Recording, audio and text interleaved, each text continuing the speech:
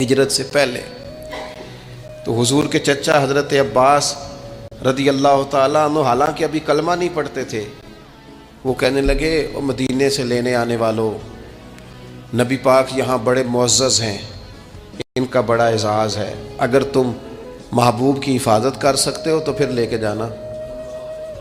تو اہل مدینہ نے کہا کہ آپ ایک دفعہ بھیجیں تو صحیح، ہم تو اپنے اہل خانہ سے بڑھ کر حفاظت کریں گے۔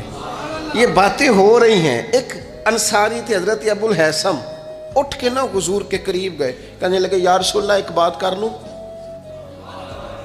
حضور نے فرمایا کر لو۔ عرض کی حضور ہمارے جن سے بھی تعلقات ہیں ہم سب سے بگاڑ دیں گے، حضور ہم صرف اور صرف آپ کی غلامی کریں گے، لیکن ایک ہلکا سا ڈر ہے، اگر اجازت ہو تو عرض کر لوں؟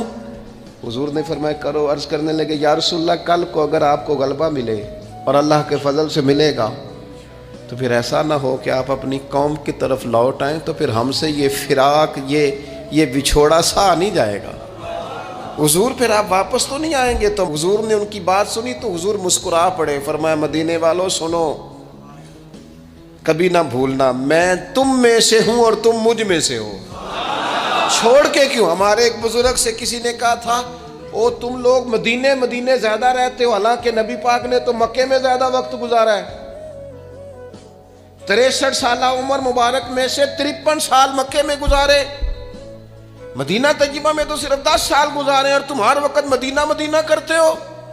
وہ کہنے لگے جا کے اپنا کیلکولیٹر ٹھیک کر، تیرا یہ فلسفہ بھی ٹھیک نہیں، نبی پاک نے مکے میں 53 سال گزارے ہیں اور مدینے میں قیامت تک کے لیے ڈیرا لگایا ہے، جا کے کیلکولیشن ٹھیک کر۔ حضور نے فرمایا رہنا بھی یہاں ہے، دفن بھی یہاں ہونا ہے، قیامت میں اٹھوں گا تو میری قبر بھی مدینے سے کھلے گی۔